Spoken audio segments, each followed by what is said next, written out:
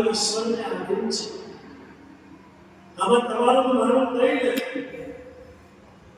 નારદજી તો નારાયણ નારાયણ નારાયણ બસ એક જ શબ્દ એ સદબુદ્ધિએ આપ્યો કે બેટા તું આ ભજનનું ભજન કર.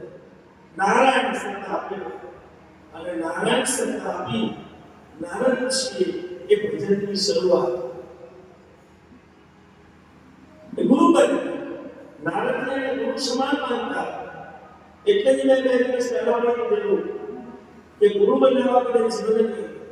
ગુરુદેવ માર્ગ આપે, ગુરુદેવ રસ્તો બતાવે અને ગુરુ એ જ આપણો આગળ લે છે. ગુરુ વગર તમે ગુરુ છો. નારદજી પોતે પણ ગુરુ બનાવેલા અને એ પછી નારદજીનો ઉદ્ધાર એમ ઉદ્ધાર થતો નથી. એટલે જ કીધું છે શાસ્ત્રમાં કે ગુરુ બનાવો. ત્યારથી અને શાસ્ત્રની મર્યાદામાં રહી શાસ્ત્રને અનુકૂળ હોય એવા શાસ્ત્રની મર્યાદામાં રહીને આપણે આ કાર્ય કરવું જોઈએ. અને શાસ્ત્ર વિરુદ્ધ જો પણ કામ કરીએ તો પણ આપણને યશ મળતો નથી. આપણને સફળતા મળતી નથી. ભાગ્યસ્થાન એટલે કે મજબૂત હોવું જોઈએ. ખૂબ મજબૂત હોય તો જ ભગવાન પ્રસન્ન થાય છે. બાકી પ્રસન્ન થતા નથી.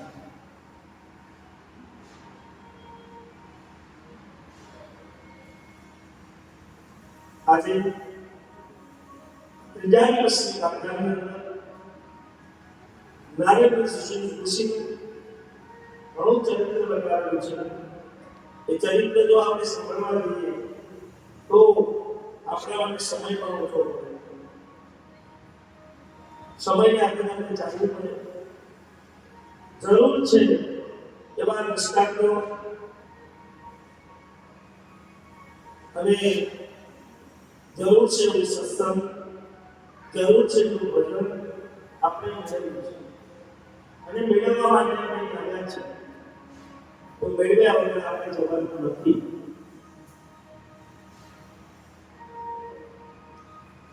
ભગવાન કૃષ્ણ પરમાત્મા અનેક જાતના રૂપો ધરીને બધાને અનુવાંછિત ફળ આપ્યું છે. ગઈકાલે પણ આપણે વાત કરી કે ઈશ્વરના 24 અવતારો અને 24 અવતારો ગઈ તારીખે ત્યારે 19મો અવતાર કૃષ્ણ પરમાત્મા છે. એ કાલે આવશે. કૃષ્ણ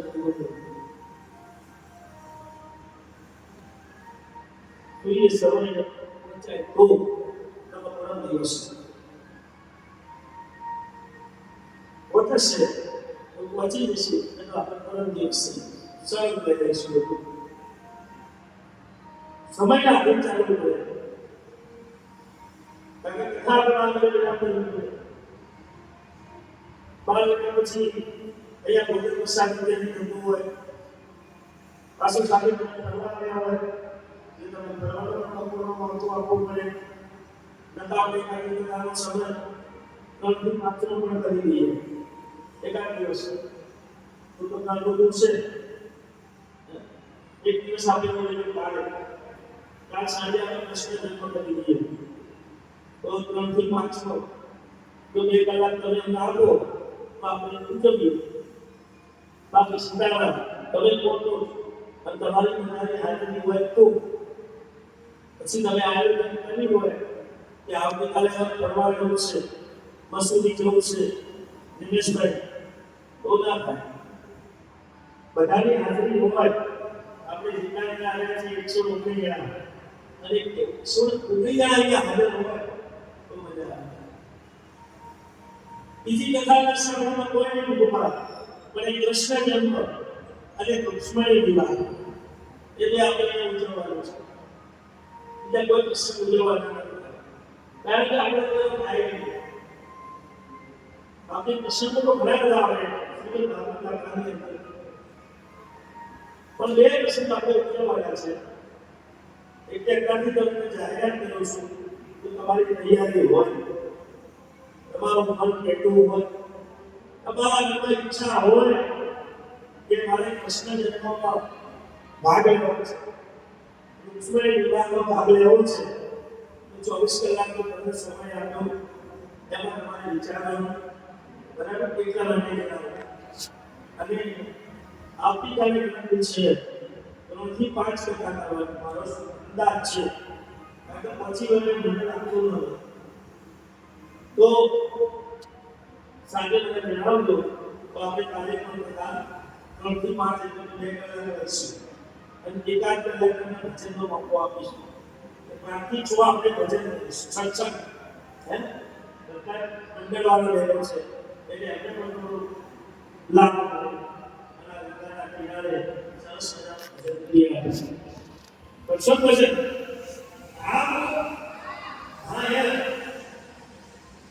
જેવા તમે ભજન કરીએ છીએ કાલે જન્મ મસ્ત ભજન કરતા હોય એવા ભજન કરવા આપણે સાદા ભજન કરવા છે, બરાબર?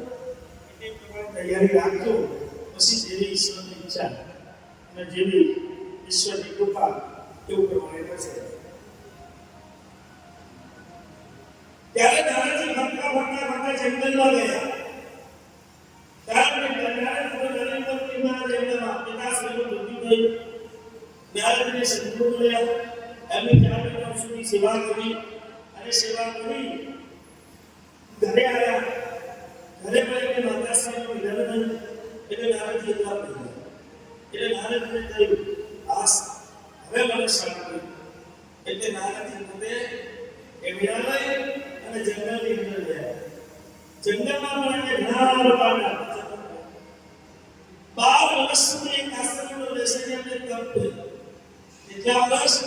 12 વર્ષ સુધી નારદ ઋષિએ 12 વર્ષ સુધી એક જ આશ્રમમાં બેસી એમને તપ કર્યું. એવું ભયંકર. આપણે તો 3 કલાક આશ્રમમાં બેસવાનું કરીએ, 4 વાર પર આગળ પાછા કરીએ, ખાલી કરીએ મંદિરે આગળ પાછા જઈએ, કઈ ત્યાં મંદિર છે એ ગમે તેનું મોવાઈ ગયા. તમારા વિલેજના ગાંધીવાળા મહારાજના ઘરો પણ કહી છે. હા, ગામની અંદર અમારા વિલેજ ગામની અંદર એમના મિસ્ટર બળદેવપુરી મહારાજ ઘણા વર્ષો સુધી મારા વિલેજમાં રહે છે. બહુ સેવાભાવી 3 મંદિરની પૂજા કરે છે અને એમના ધર્મપત્ની આપણે બતાવવા આવે છે. તેમનું નામ મંજીલા છે. તમે એને મંજીલા છે. આ લખતર સાહેબ એને મંજીલા છે. 3-4 મંજીલા છે. 4 મંજીલા છે. એટલે નારદ ઋષિએ 12 વર્ષ સુધી ભજન કર્યું અને ભટકા ગંગા કિનારે આવ્યા. આ ગંગાનો કિનારો બહુ અદભુત બતાવે છે. અને જે પણ સંતો થયા, જે પણ સંતોએ ભજન કર્યું એ બધાએ સંતોએ ગંગાના કિનારે. એટલે માટે કીધું છે કે ગંગાનો કિનારો બહુ અતિ પવિત્ર, અતિ રમણીય. દરેક ઘાટ બનાવ્યા છે. શત્રુઘ્ન ઘાટ, સીતા ઘાટ, રામ ઘાટ, ભરત ઘાટ, બધા ઘાટ છે. ભગવાને બહુ એટલે આ જગ્યા છે તપો છે. એક માળા કરવા જગ્યા ઉપર આખા હનુમાનની કોઈ પણ આશ્રમમાં બેસે એક માળા કરો એટલે 1000 માળાનું ફળ મળે છે.